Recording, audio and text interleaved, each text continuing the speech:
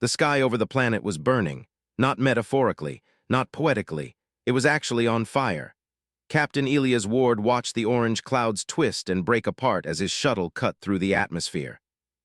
Long cracks of light split the heavens, caused by orbital bombardment from ships that no longer cared who lived below. The planet's name hardly mattered anymore. It was already being erased from every future map. 30 seconds, the pilot said, her voice tight. Scanners are a mess, radiation everywhere. Elias nodded, his jaw set. He had been through this before, worlds dying, people running, chaos swallowing everything.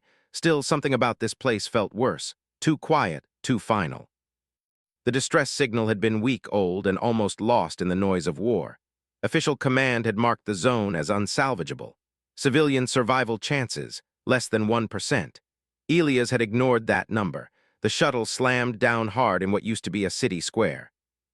Stone towers lay broken like fallen bones. Fires crawled across the ground. Somewhere in the distance, something exploded with a sound that shook the air itself. 10 minutes, the pilot said. That's all I can give you. That's enough, Elias replied, already standing. He grabbed his rescue pack and ran into the smoke. The species that lived here were not human.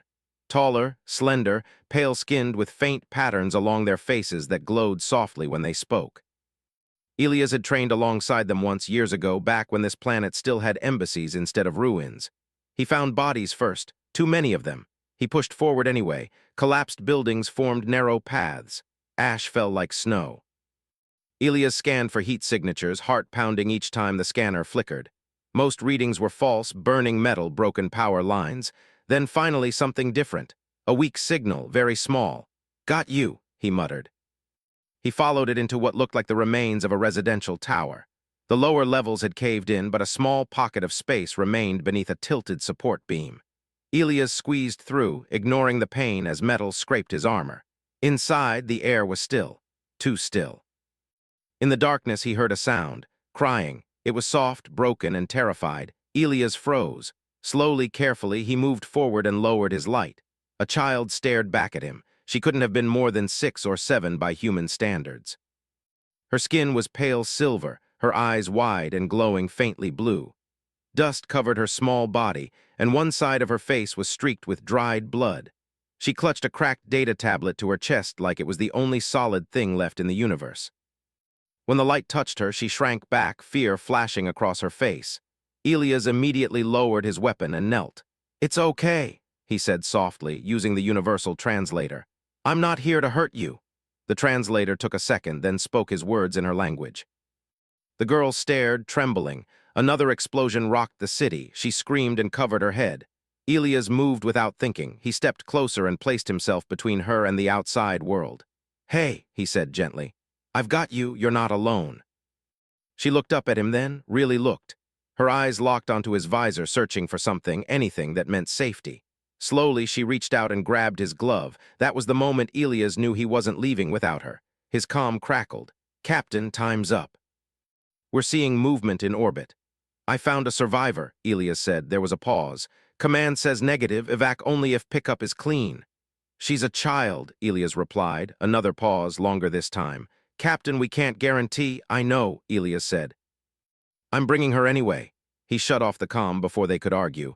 Elias carefully lifted the child. She was light, too light. She clung to him with desperate strength, burying her face against his chest armor. "It's going to be loud," he said quietly, "but I won't let go." The run back felt longer than the run in. Sirens wailed from somewhere deep underground. The sky cracked again and debris rained down around them. Elias shielded her with his body as they reached the shuttle. The pilot swore when she saw them. "You better have a very good reason."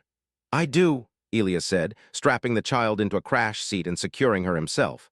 The shuttle lifted off just as the square behind them vanished in fire. The child cried silently during ascent, her hand still gripping Elias' sleeve. He stayed beside her the entire time. When they broke orbit, the stars looked cold and distant. Only then did Elias notice the symbol etched into the child's tablet. It was a royal seal, ancient, unmistakable. His stomach dropped. "Oh no," he whispered. Back on the human carrier, alarms followed them all the way to the medical bay. Doctors rushed in, voices overlapping, scanners flashing. Elias stood back, hands clenched, watching as they cleaned the child's wounds. She didn't fight them. She only turned her head, eyes searching until she found him again. "She's stable," a medic finally said. "Malnourished, dehydrated, shock." "And her identity?" Elias asked. The medic hesitated. "You should probably hear this from Command." Command didn't take long. The room felt too small once the hologram activated. Several officials appeared, faces grim. "Captain Ward," one of them said, "do you know who you brought aboard this ship?" "Yes," Elias answered honestly. "A child who would have died otherwise."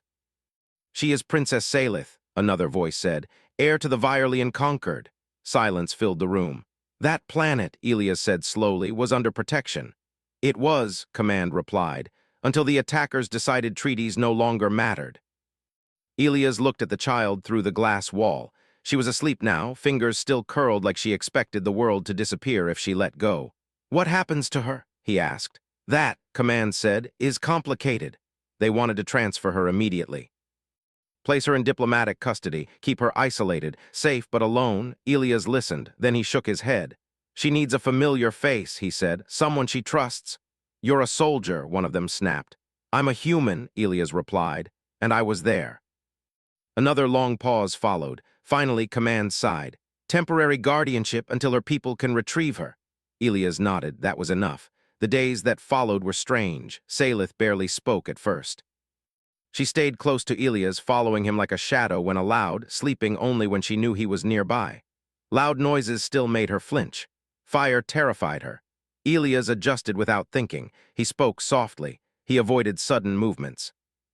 He learned what food she would eat and which lights hurt her eyes. He told her stories about Earth, about oceans and rain that didn't burn. She listened. Slowly, she began to speak too, not much, just questions. "Why did you come?" she asked one night. Elias thought about it. "Because someone asked for help." "No one was left," she said. "You were," he replied. She considered that carefully. Weeks turned into months. Political storms raged outside the medical wing, but inside, something quiet and human grew. Elias never pretended to be her father. He never crossed lines. He was simply there, steady, patient, present. When the Virelian fleet finally arrived, Salith did not cry. She stood tall, wearing ceremonial robes too heavy for her small frame. Advisors bowed. Guards waited. She looked at Elias. "You will forget me?" she asked. Elias knelt so they were eye level. "Never," she nodded, satisfied. Then she did something unexpected. She placed her small hand over his heart and spoke a vow in her language. The translator struggled, then finally spoke the meaning. "You showed me what strength without cruelty looks like." Then she turned and walked toward her people. Elias watched until the doors closed. He did not follow. He returned to duty. Life moved on. Wars ended. New ones began. But somewhere in the stars, a child remembered a human who chose her when the universe did not. And that choice would matter far more than anyone realized. 20 years can change almost everything. It can turn a frightened child into a leader. It can turn a blazing battlefield into a quiet memorial. It can turn a man's sharp hair into gray strands and put weight into his bones. It can also turn one small choice into a story that refuses to die. Captain Elias Ward no longer wore a captain's rank. He still moved like a soldier, though. He woke before sunrise without needing an alarm. He kept his boots by the bed, lined up straight. He drank plain coffee and looked at the sky like he was still waiting for a call that might never come. His apartment was small, clean, and lonely. A simple place on Luna Station, where retired service people often lived because it was close to hospitals and far from crowds. Some days he helped train new rescue crews. Other days he worked as a safety advisor for cargo shuttles. It was quiet work. Quiet was supposed to be peace, but peace did not always feel good. On the wall, inside a simple frame, was a thin piece of metal the size of his palm. It looked like a broken shard from a fancy machine. Most people would not understand why he kept it. Elias did. It was a piece of the shuttle door from the day he pulled a child from ruins and ran through fire. A mechanic had cut it out later and tried to throw it away. Elias had asked for it without explaining. He did not need to explain. Some memories were not meant to be shared like stories in a bar. Some memories lived deep, quiet, and heavy. He had not seen Salith since the day her people came for her. He had seen news, though. At first, it was only small reports. A rescued heir returned. A shattered empire tries to rebuild. A young princess begins training under strict advisors. There were photos sometimes. Salith standing in formal clothes. Salith learning to speak in front of councils. Salith visiting graves with a face too serious for a child. Elias never saved the pictures. He did not want to feel like he was holding her life. He reminded himself again and again she was not his. She was not a project, not a symbol, not a weapon. She was a person. Years later, the reports changed. They called her Queen Salith now. The first time Elias saw that title on a public broadcast, he sat down hard on his couch like someone had punched him in the chest. Queen. She was not a little girl anymore, not the shaking child in dust gripping his glove in the dark. The woman on screen stood tall in a bright hall, surrounded by strange lights and ancient banners. Her face was calm, her eyes clear. The faint patterns along her cheeks glowed softly as she spoke. The translator converted her language into basic English. "We will not rebuild our future on revenge," she said. "We will rebuild it on protection. We will rebuild it on life." The Virelian advisors behind her looked nervous. Some looked angry, but Salith did not move. She did not flinch. She did not change her voice. Elias stared at the screen like he was watching a storm. She looked different, of course. Older, stronger. Her features had sharpened. Her posture carried the weight of a whole civilization. But the way she looked at the crowd, the way she held her hands steady, the way she spoke about civilians, Elias recognized something in it. Not his words, not his voice, but a kind of stubborn human belief. Life matters, even in war, especially in war. Elias turned off the screen and sat in silence for a long time. His coffee grew cold. He did not care. From that day onward, her name did not fade. It grew. Queen Salith the Reformer, some called her. Others used darker names: traitress, weak, human-touched. But she stayed on the throne, and her empire did not collapse. Against all expectations, it started to heal. She opened schools again. She punished corruption. She protected border colonies that had been ignored for centuries. She even offered peace talks to enemies that everyone thought should be destroyed. The galaxy watched her like people watch a dangerous experiment. Humans watched too. Some were proud, some were suspicious, some were afraid. Elias tried to avoid it all. He was no politician. No hero in his own mind. He was just a man who had done his job and made one choice that command did not like. Then one morning, his comm unit beeped with a priority call. Elias was in the training bay at the time, showing young recruits how to use emergency foam to seal a cracked hull panel. He wiped his hands on a cloth and answered. A woman's voice spoke, formal, official. "Elias Ward, this is Ward. This is Central Liaison.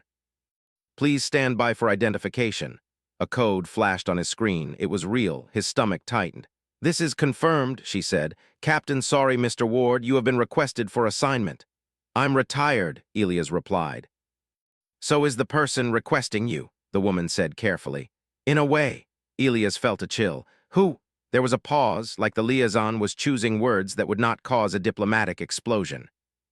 "The Virelian Conquered has requested your presence as a human representative for the Summit of 12 Systems." Elias stared. His mind took a second to catch up. "No," he said flat. "Mr. Ward, it is not a negotiation. It is a request under treaty. I'm not a diplomat." "We know," she replied. "That is part of the request." Elias looked around. The recruits were still working unaware. The training bay smelled like metal and oil. "Why me?" he asked, though he already suspected the answer.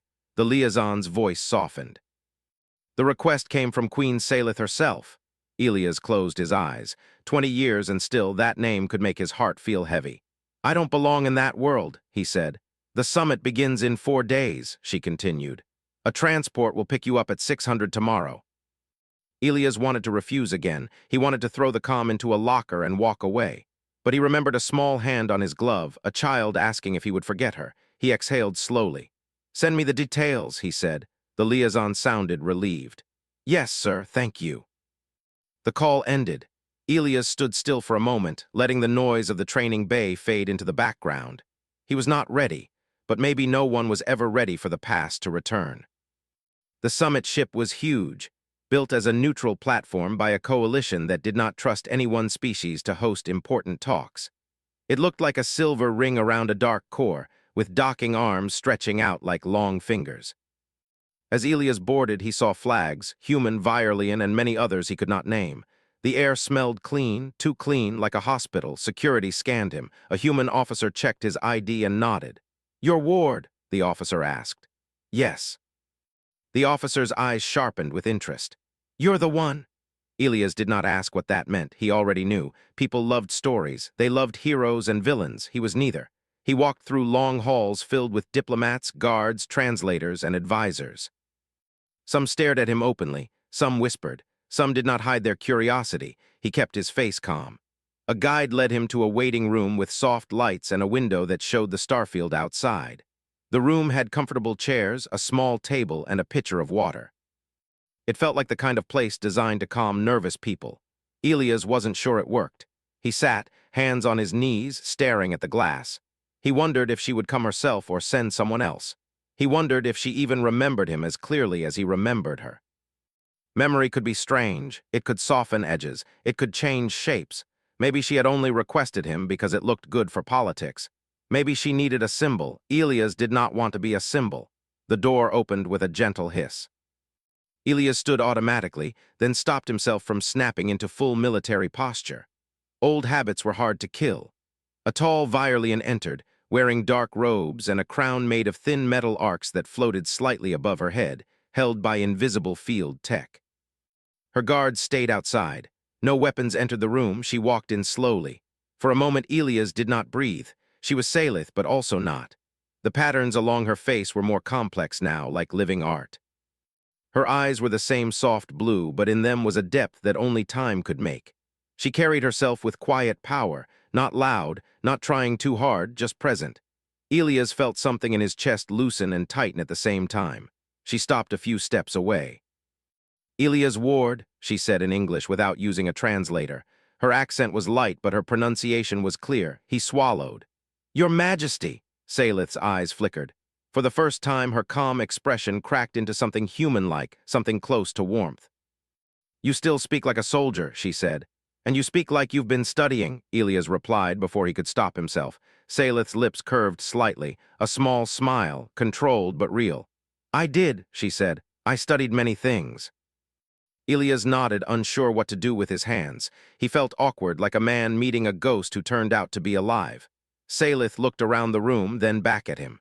"You came," she said. "They told me it wasn't optional," Elias replied. Her smile faded, replaced by seriousness. "Even if it had been optional, would you have come?" Elias hesitated. He could lie, he could give a safe answer, but Salith's eyes were watching him, sharp and patient. "Yes," he said quietly, "I would have come." A deep silence settled between them, not uncomfortable, just heavy with everything they did not say. Salith stepped closer and lowered her head slightly. It was not a full bow, but it was respectful. "I thank you," she said, "not only for coming now, for then." Elias shook his head. "You don't owe me anything." "I owe you my life," she corrected. Elias' throat tightened. He looked away for a second, then back. "You don't owe me," he repeated more firmly. "I made a choice." Salith studied him like he was a rare book she still remembered reading. "You have not changed as much as I expected," she said. Elias let out a short breath that almost sounded like a laugh. "I changed, just slower." Salith's gaze softened, and for a second Elias could see the child behind the crown. Then her face returned to control. "Walk with me," she said. Elias followed her out into the hall. Guards moved aside, diplomats turned to look. Some bowed, some whispered. Salith did not react. They walked until they reached a quiet balcony overlooking a massive interior chamber where delegates gathered. Below them, lights and holograms floated. Voices in dozens of languages filled the air like a low storm. Salith rested her hands on the railing. "This summit is not only about trade and borders," she said. "It is about survival." Elias looked down at the chamber. "Whose survival?" Salith's expression darkened. "Everyone's." She tapped a control on her wrist. A hologram appeared above the railing, an image of deep space filled with strange shadows. "This is what our scouts found," she said. The hologram zoomed in. Shapes moved, long, dark forms like broken spears drifting between stars. The image was grainy. But the feeling it gave Elias was clear. It looked wrong. "These objects do not respond to communication," Salith continued. "They do not broadcast identity. They do not follow known travel lanes. They do not behave like pirates or nations." Elias frowned. "What are they?" Salith's eyes remained fixed on the hologram. "We do not know, but wherever they pass, colonies go silent." Elias' jaw tightened. He had heard rumors, missing ships, lost outposts, distress calls that ended mid-sentence. He had assumed it was normal conflict. But Salith's voice carried a different kind of fear, a fear that leaders tried to hide. The 12 systems do not trust each other, she said. Some believe this is a trick, some think it is propaganda, others think they can hide behind their borders. Elias looked at her. What do you think? Salith turned to face him. Her patterns glowed faintly, like her emotions were pressing against her skin. I think, she said, that we will die separately if we do not learn to stand together. Elias nodded slowly. And you want humans to help? I want humans to lead, Salith said. Elias stiffened. No. Salith did not look offended. She looked as if she expected that answer. You misunderstand, she said. Not lead with control, lead with example. Elias stared at her. Salith continued, her voice steady. When my world burned, many ships watched. Many governments calculated risk. Many leaders decided the cost was too high. Elias remembered the silence in Command's voice, the refusal, the cold numbers. Salith's eyes held his. One human came anyway. Elias felt his chest tighten. Salith looked away, back at the chamber below. My advisors call that foolish. Some call it arrogance, some call it weakness. She paused. I call it strength. Elias had no words. Salith leaned closer to the railing, her voice lower. You showed me that power does not have to mean cruelty. You showed me that rules can be wrong. You showed me that protecting one life can change many. Elias swallowed. I was just doing what felt right. Salith nodded slowly. Yes, that is what I mean. They stood in silence again, watching delegates move like pieces on a board. After a moment, Salith spoke again, quieter. Do you remember what I asked you when I left your ship? Elias' memory flashed. A child in robes, too small for her duty.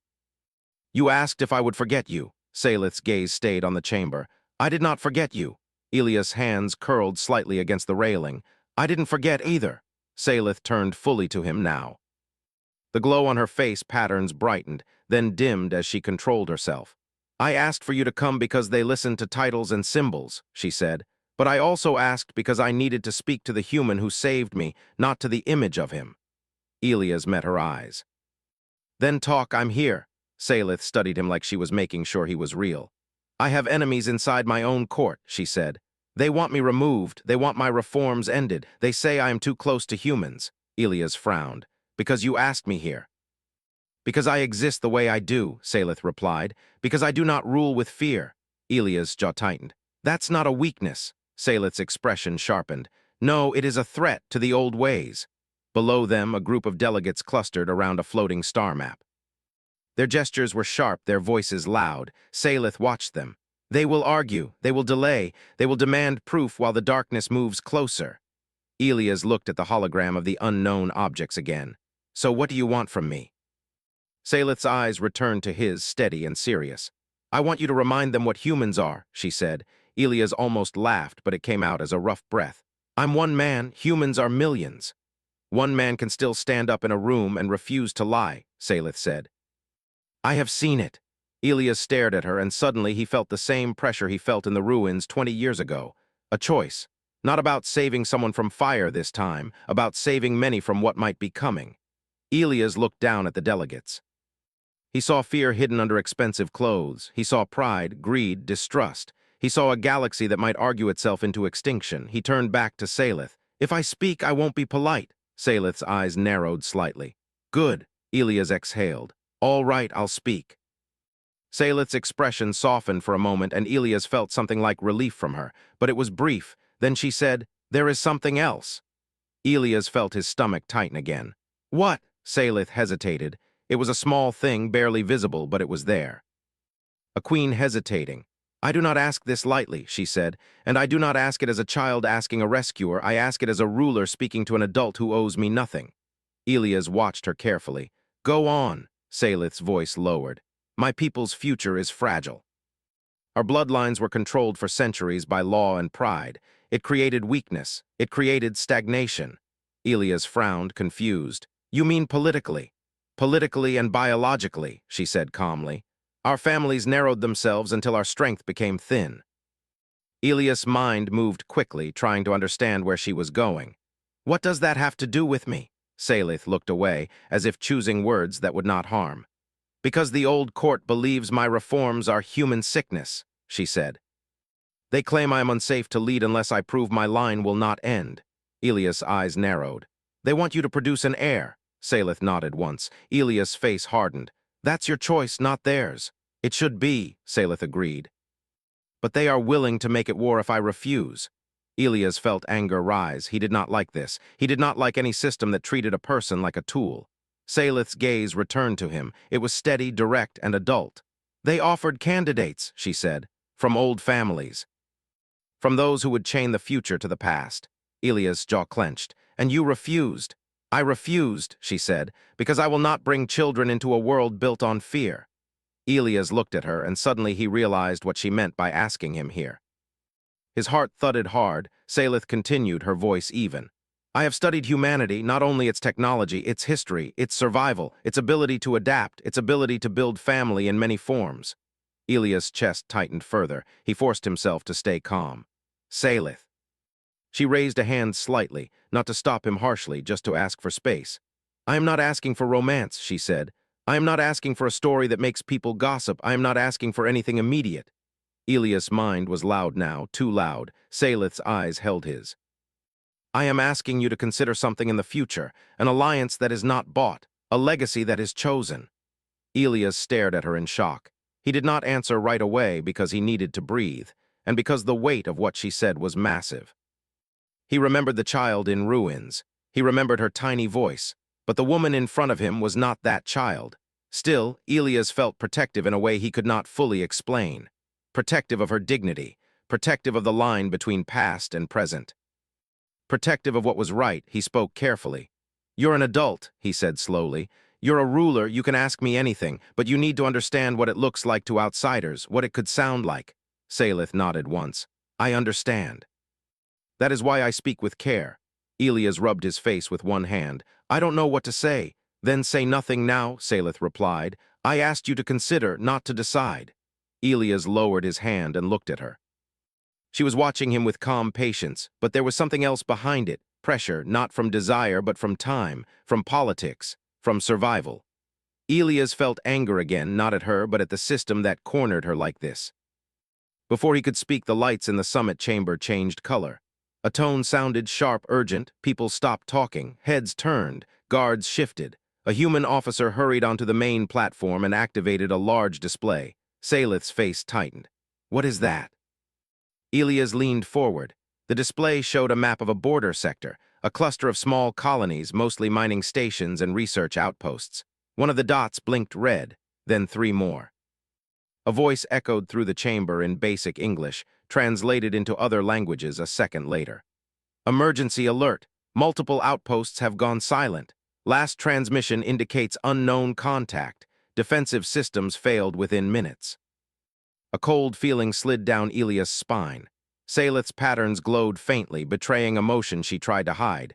Fear, rage, focus. Elias looked at her. That's them. Salith did not deny it. Below, the delegates erupted into shouting. Some demanded proof. Some demanded evacuation. Some accused each other. Old habits of blame began immediately. Salith's posture changed. She was no longer simply a woman talking to a man on a balcony. She was a queen. She turned toward the chamber and began walking, fast and controlled. Elias followed. They entered the main hall through a side access. People stepped out of Salith's path. Her guards appeared around her, silent and alert. Human security moved too. Salith stepped onto the platform without waiting to be announced. Her voice cut through the chaos like a blade. Enough, she said. The word was not loud, but it carried. The room slowed. Voices lowered. Salith looked across the delegates, her eyes steady. This is not a debate exercise, she said. This is not a game of blame. This is a predator at the edge of our homes. A delegate from a large trade empire sneered. You claim predators, you bring no body, no prisoner, no proof, only fear. Salith's gaze did not change. Proof is silence, she replied. Proof is the dead stations. Proof is the same pattern repeating. Another delegate shouted, And what do you propose, Queen? That we hand command to humans? Salith lifted her chin. I propose we hand command to competence, the hall murmured. Then to Elias' surprise, Salith turned slightly and gestured toward him. This is Elias' ward, she said clearly, the human who ignored orders to save one life on a planet your governments left to burn. The hall went quiet, eyes locked onto Elias. Elias felt heat rise in his face. He did not like attention, he did not like being displayed. But he also understood what she was doing. She was lighting a signal. She was telling them, here is what humans do. Salith spoke again. He will speak, and you will listen. A few delegates looked offended. Others looked curious. Some looked frightened. Elias walked forward slowly, feeling thousands of eyes on him. He stopped at the microphone. He didn't adjust it. He didn't smile. He didn't try to sound important. He just spoke in simple, direct English. "I'm not a politician," he said. "I'm not here to impress anyone. I'm here because something is killing colonies and you're still arguing like time isn't real." A ripple of discomfort moved through the room. Elias kept going. "I've seen what happens when you wait for perfect proof. You get perfect funerals." A delegate snapped. "We require evidence before mobilization." Elias turned his head toward the voice. "Then send scouts, send drones, send something. But don't sit here and pretend the universe cares about your rules." He paused, letting it land. "I'm not asking you to love each other," he continued. "I'm asking you to survive." The hall was silent now. Elias pointed at the star map. "If those outposts fell in minutes, then your border defenses mean nothing. If your ships can't communicate with what's out there, then you're blind. And if you're blind, you need to stop fighting over who gets to hold the flashlight and start building a bigger light." Salith stood behind him, still as stone. Elias looked around the chamber. "Humans will not command your fleets. Humans will not own your worlds. Humans will not be traded like tools." He glanced briefly at Salith, then back to the room. "But humans will stand in the line with you if you stand like people, not like frightened animals biting each other." The silence was deep. Then a new alarm sounded, different from the first, sharper. A human officer ran up to Salith's side and whispered quickly. Salith's face changed. She stepped forward, her voice cutting through the hall again. "New report," she announced. "The unknown contact is moving faster than expected." The officer activated a display. A line showed movement across sectors, straight, cold, direct. It was heading toward the summit's region, toward them, toward the gathered leaders of the 12 systems. Someone in the crowd whispered, "They know we're here." Elias felt his blood run cold. Salith's voice lowered, dangerous and calm. "Then we will show them what it means to approach a room full of survivors." Elias stared at the map. For the first time in years, he felt the same thing he had felt in that burning city, not fear alone, a hard, clear readiness. Because sometimes the universe tests a civilization, and sometimes the test arrives at your door while you are still talking. Elias turned slightly toward Salith and spoke quietly so only she could hear. "If they come here," he said, "this summit becomes a battlefield." Salith's eyes stayed on the moving line. "Then we will not lose," she replied. And the way she said it made Elias understand something simple and terrifying. The little girl he rescued had grown into someone who would not run from darkness. She would meet it. Right now, the galaxy was about to find out what she had learned from humanity when no one was watching, and whether it would be enough. The summit did not end. It transformed. What had been a room of arguments and careful words became a room of urgency, fear, and motion. Alarms continued to echo through the massive station, their sound low but constant, like a warning heartbeat. The unknown force was no longer theory. It was moving.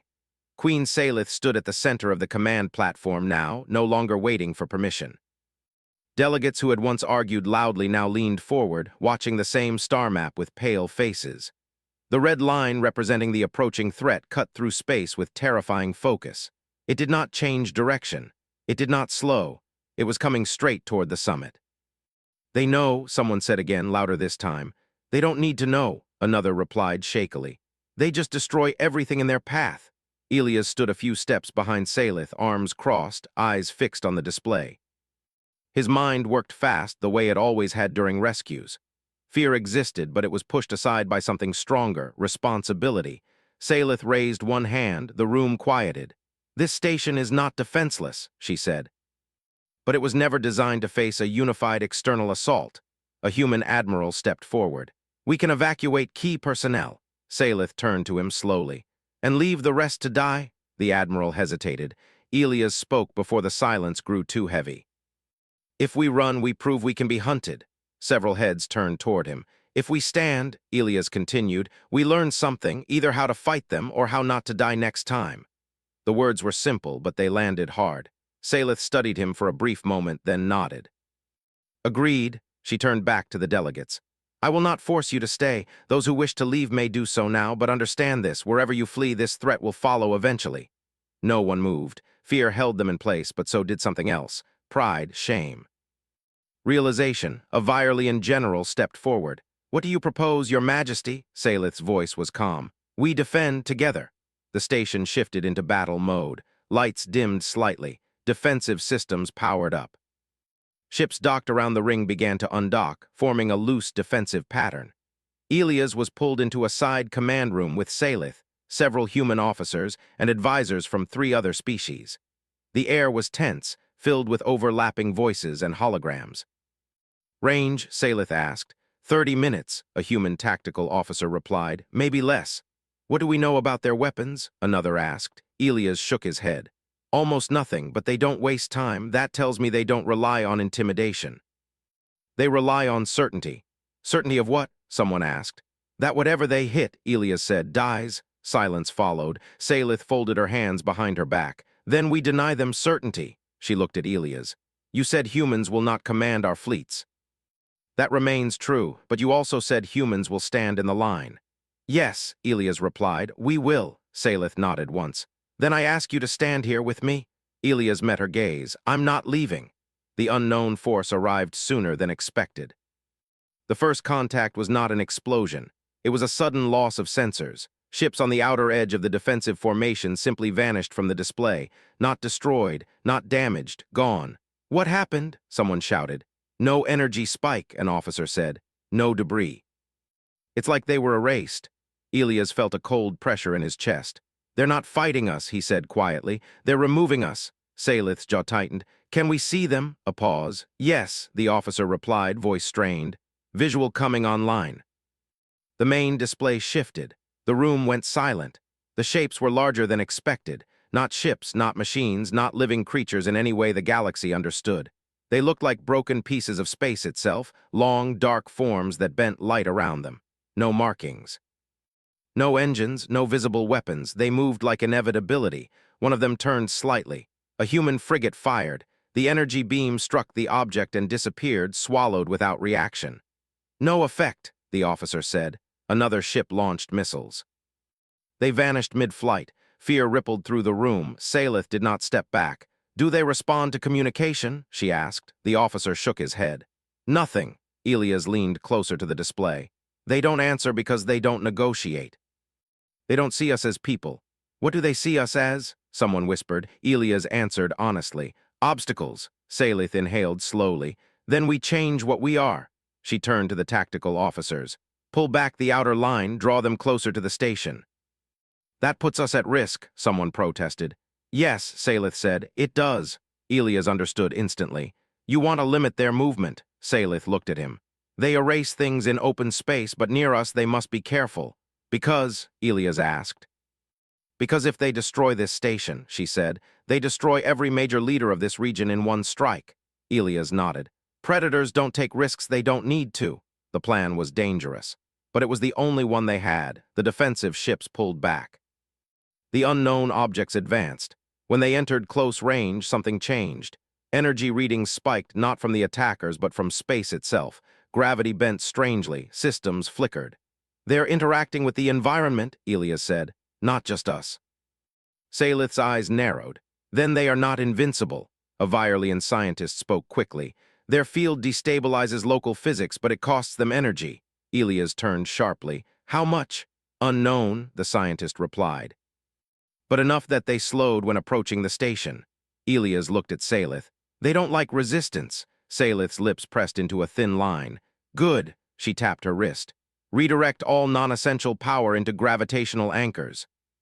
If space bends, we bend it back. The station groaned as systems shifted. The artificial gravity fluctuated, making some stumble. Then something incredible happened.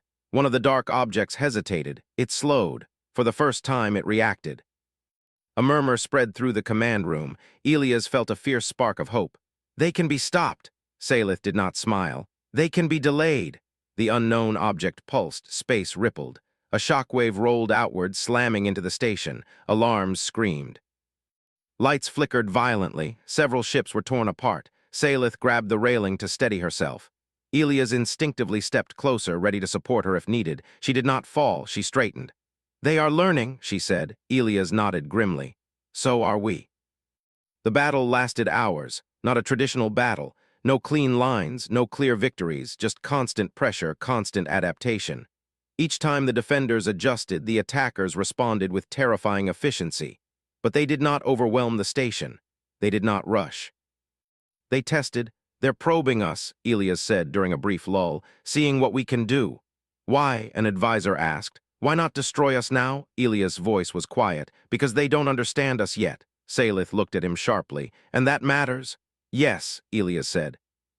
"Because humans survive by confusing things that think they understand everything." Salith considered that. The next wave came harder. One object broke formation and moved directly toward the station's core. Defensive fire concentrated on it. Gravity anchors screamed under the strain. "Core breach possible," an officer warned. Elias' mind raced. "If it reaches the core, we lose." Salith did not hesitate. "All power to anchors, overload them if necessary." "That could tear the station apart," someone shouted. Salith's voice was firm. "Then we tear it apart on our terms." Elias felt a surge of respect so strong it almost hurt. The anchors overloaded, space twisted violently around the object. For the first time, the dark shape fractured, not exploded, cracked. A sound echoed, not through speakers, but through the minds of everyone present. A low vibration that made teeth ache and thoughts blur. "What was that?" someone cried. Elias clenched his jaw. "Pain." Salith stared at the display. "They feel it." The fractured object pulled back slowly, its movement no longer smooth. The others followed. They were retreating. The room filled with stunned silence. Then cheers broke out, short, disbelieving, shaky. "We did it," someone whispered. Elias did not relax. "No," he said. "We survived." Salith turned to him. "There is a difference." "Yes," Elias agreed, "and they'll remember it." As systems stabilized and emergency repairs began, exhaustion hit like a wave. People slumped into chairs, some cried quietly, some laughed. Salith dismissed most of the advisors and officers, leaving only a small group. She turned to Elias. "Walk with me again." They moved through a quieter corridor, away from the noise. The station hummed softly around them, wounded but alive. Salith stopped near a viewport that looked out into space. The unknown objects were gone, leaving only darkness and stars. "We showed them resistance," she said, "but we also showed them where we are." Elias stood beside her. "That was unavoidable." Salith was silent for a moment. "You were right," she said finally. "They test, they learn." "So do we," Elias replied. She turned to face him fully now. Her posture was less formal, more tired. For the first time since he'd seen her again, she looked her age.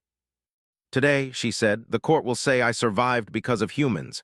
"They're not wrong," Elias said. "And tomorrow," Salith continued, "they will say that is dangerous."